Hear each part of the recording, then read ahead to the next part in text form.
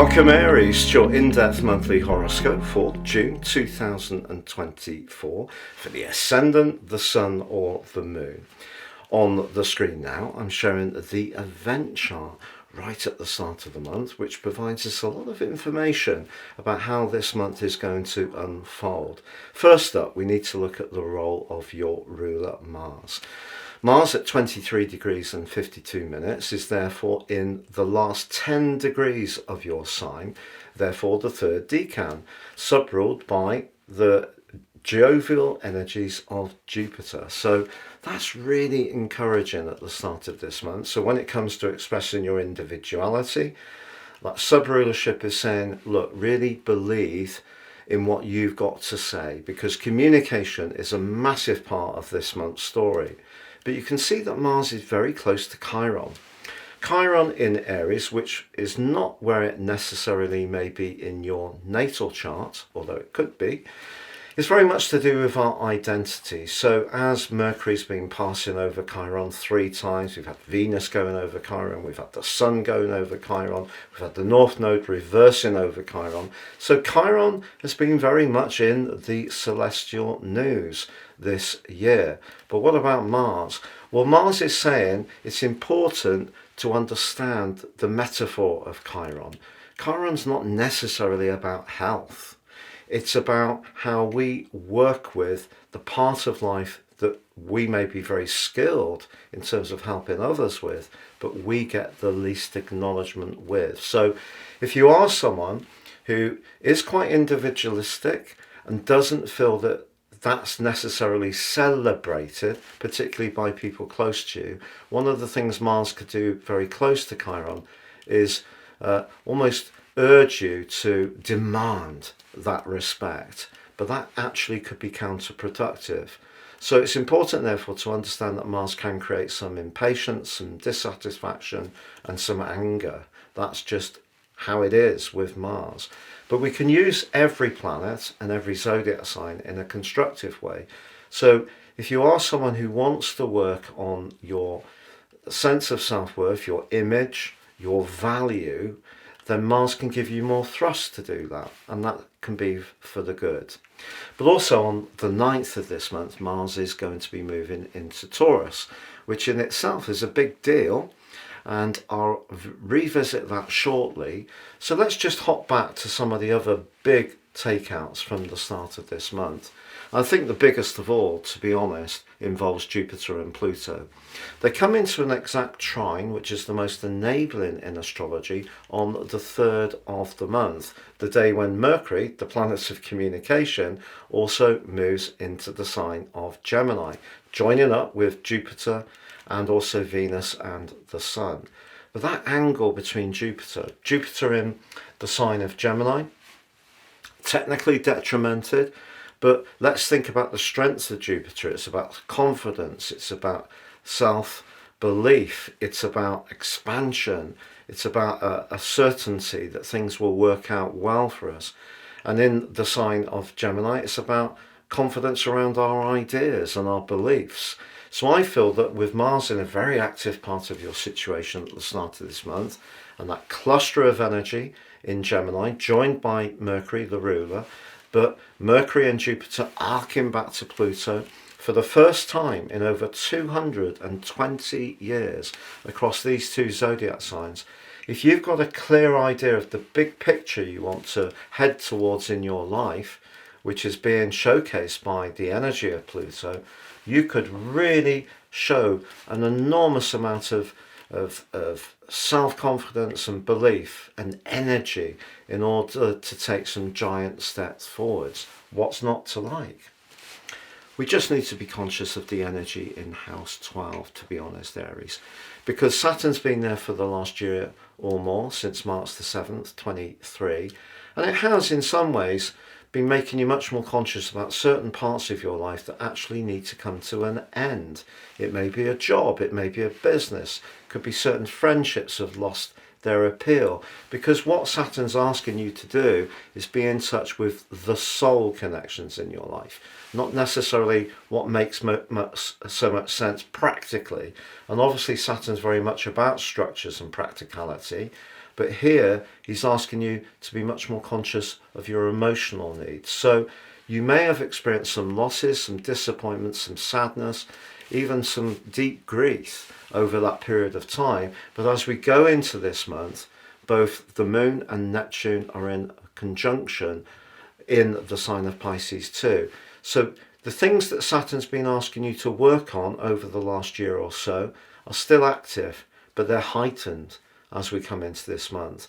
And as much as the chatty, vibrant, vivacious, flirty energy of Gemini is very much to the fore, and Mars is asking you to put your foot to the floor with conviction because of that sub-rulership of Jupiter in the third decan, don't ignore the lessons that have been learned over the last year, but also the things that you're becoming much more invested in protecting. So that means your sensitivities, your vulnerabilities.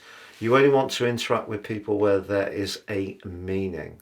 So despite the fact that then the first 2 weeks of this month sees the Sun and Venus within 3 degrees, it's flirt central. If you want to charm someone, this is the month to do it, particularly in its early phases, and someone could find you irresistible. But just make sure that you're firmly in touch with your sixth sense, your gut feeling, your intuition, because they're all being influenced by Saturn, the moon, and Neptune in that 12th house. But as I mentioned, the first couple of weeks of this month sees the Sun and Venus very close together. But what about that angle between Jupiter and Pluto? Because people who have Jupiter and Pluto in trines in their natal charts are usually phenomenally successful. Jupiter, of course, can be about luck. It's the greater benefit in traditional astrology, but you also have the lesser benefit in your third house as well. Your ideas, therefore, can gain currency throughout this month. That's really, really scintillating stuff. But if your ideas are linked to your convictions or very much to do with your future plan or your higher hopes or perhaps your higher beliefs, Pluto in Aquarius, despite it being in its retrograde, that is going to give your expression of ideas much greater gravitas. So if you're applying for a job and it's a job you're really interested in, that's going to come across. If you're applying for a job and it's to pay the bills and it's going to be more of a means to an end, that, even if you don't say it, could actually be quite hard to disguise, because the sign of Gemini can be a little bit flitty. And of course, having Venus in the mix can be a little bit superficial, and Jupiter is detrimented in the sign. So if you really are invested in something, it's going to glow out and glow up in a big way. If you're not, that will be hard to disguise. But just before Mercury does move into the sign of Gemini on the 3rd, you can see from the wheel, it is very close to Uranus. Mercury is very quick-witted through its rulership of Gemini, but very practical for its rulership of Virgo. But in its conjunction with Uranus, Uranus has probably created quite a lot of uncertainty around your financial picture over the last 5 years, but also at times provoked you to look at things in different and fresh ways, which has probably been very valuable. Here you can benefit or you could be afflicted by it. It just depends on your response in your situation. But if there is something that is putting you under pressure and you're feeling that you have to react quickly, actually Mercury applying to Uranus will help you to do that. And in fact, as it then goes on to sweep into Gemini, things can pick up even greater pace. So expect to be connecting to people this month for sure, but that takes us to week 2, because although we do have the wonderful new moon just as the first week has come into a close, which does provide a gorgeous backdrop for the following month in terms of connecting to people. If you are someone who's going on a date, meeting up with friends, getting together with neighbours or family members, it could be a really jolly time. But if you're wanting something beyond just that exchange of enthusiasm and fun, if you're wanting something a bit deeper, so a more committed relationship, in week 2, the Sun and Venus hit the square with Saturn. And that's why I was explaining just a while ago that it's very, very important to understand the impact that Saturn has had over the last year. So, yes, there is loads, oodles of opportunities to be playful, frivolous, zesty, and fun. But Saturn comes along to test the validity of that. Just be conscious of that in week 2. But on the 9th, Mars moves out of that dominating position and into the sign of Taurus, which is about friendship. This is good, because in a way, Uranus is quite an edgy, unpredictable influence in your 11th house. Mars can see you, in a way, let go of the need to be top dog in Aries in the 10th house, and much more able to put your ego need to one side and collaborate with people, but it does clash with Pluto. And this is one of astrology's most challenging influences. So your 11th house is where you want to think about your future and be idealistic.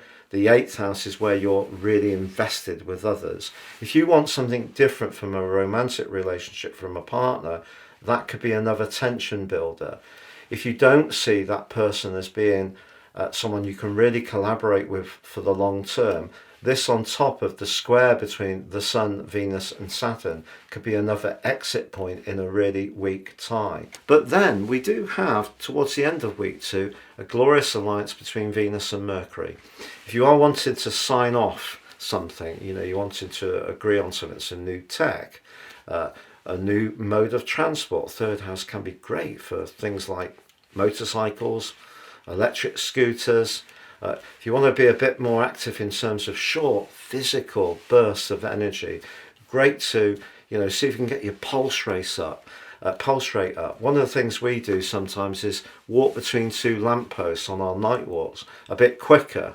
That usually makes me very unpopular, but it's a way of just getting a little bit out of breath, but it's short and it's quick.